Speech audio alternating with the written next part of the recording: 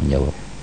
Terima kasih Tuan Pengerusi yang telah memberi kesempatan untuk saya pangkat jawatan kuasa ini. Yang pertamanya saya ingin bertanya kepada pihak kementerian berhubung dengan Jabatan Standard Malaysia dan juga SIRIM Berhad ni, di mana kalau sebelum ini kita lihat barang-barang elektrik dicop dengan SIRIM, tapi apakah pula peranan Jabatan Standard Malaysia dalam menentukan standardnya barang-barang elektrik ataupun kekakasan yang kita gunakan seharian di rumah ini, perbezaan di antara dua jabatan ataupun dua jenis kita kata cop yang diletakkan di barang-barang elektrik. Dan yang kedua, Jabatan Kimia.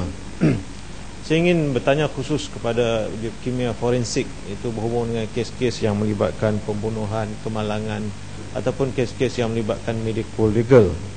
Kerana Jabatan Kimia juga dia terlibat dengan kes-kes makanan yang mengawal racun-racun yang terdapat di dalam makanan, di mana mereka ini memerlukan tindakan segera dan juga ketepatan terhadap kajian yang dijalankan oleh Jabatan Kimia ini. Berapakah jumlah makmal-makmal kimia ini sebenarnya yang menjalankan kimia forensik ini? Kerana apabila kita mempunyai kes medical legal agak lambat keputusan yang kita peroleh, kerana apabila kita bertanya mereka mengatakan hantar ke makmal kimia forensik di Petaling Jaya.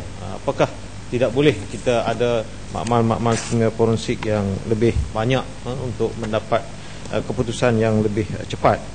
Kemudian 0606 kajian sains dan teknologi. Saya memang agak berminat dengan kenderaan ataupun kereta ni. Saya telah beberapa kali bertanya kepada pihak kementerian tentang kereta menggunakan biodiesel dan juga enjin menggunakan hidrogen yang di hydrolyze daripada air. Kita boleh memuat turun teknik-teknik ini daripada internet. Apabila saya melihat kepada apa yang dilakukan di Amerika Syarikat, mereka menggunakan minyak yang telah digunakan di restoran fried chicken, ayam goreng segera ni, dikatakan mereka menggunakan lebih kurang 3 trilion liter setahun, tetapi kereta tu bau ayam goreng lah, asap dia tu bau ayam goreng. Jadi kita mungkin boleh menggunakan sedikit sebanyak teknologi ini untuk menggunakan minyak-minyak yang dibuang oleh restoran segera ini, makanan segera ini, untuk kita mungkin teknologi yang diperbaiki. Kita mempunyai banyak IPTA dan juga IPTS yang boleh menjalankan kajian ini. Dan juga kata saya UTM telah mengadakan kenderaan menggunakan enjin hidrogen, digerakkan oleh gas hidrogen yang dihydrolyze daripada penggunaan air. Jadi saya ingin mendapat penjelasan lanjut daripada pihak kementerian. Dulu pun di Malam Menteri pernah menjawab dalam kajian. Saya nak tahu setakat mana kajian yang telah dijalankan setakat ini. Kemudian seterusnya tentang biotech, di mana disebut oleh Putatan mantan Perdana Menteri Kepala Batas dahulu telah melancarkan vaksin Bele di Negeri Sembilan.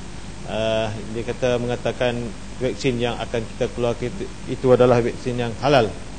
Setakat ini bagaimanakah ataupun apakah status vaksin Bele tersebut?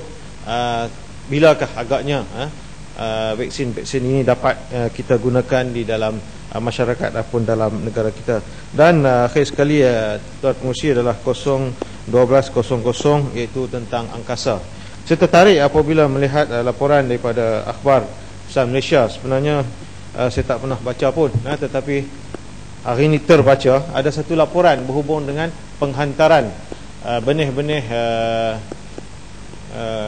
kajian. Kita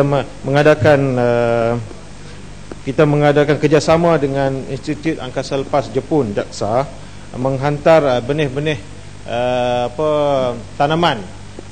Dikatakan Malaysia telah memilih dua jenis, dibeli pilihan dua jenis benih, iaitu cili dan juga betik. Tetapi oleh kerana cili ni dia lebih kecil, mempunyai 1000 biji untuk 100 gram, jadi kita menghantar benih cili ke ISS, dan tujuannya adalah untuk melihat bagaimana bentuk perubahan protein di dalam benih cili tersebut. Kerana ISS ini mempunyai graviti kosong 0.000001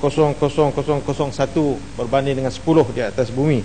Jadi benih cili tersebut dengan kerjasama Angkasa Lepas Jepun telah dibawa, dan apakah tujuan sebenarnya selain daripada untuk melihat perubahan haploprotein tersebut, apakah ianya bersesuaian untuk kita gunakan di atas muka bumi seperti yang disebutkan oleh Ulu Langat tadi ni.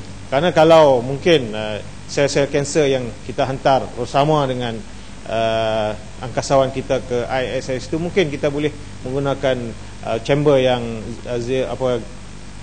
negatif, zero gravity. Tetapi kalau benih ini kita nak tanam atas bumi yang zero gravity, mungkin tak orang kata tak praktikal lah. Jadi apakah sebenarnya tujuan kita bekerjasama untuk menghantar benih tersebut ke ISS tersebut? Itulah saja. Terima kasih Tuan Pengerusi. Ya, Limbang.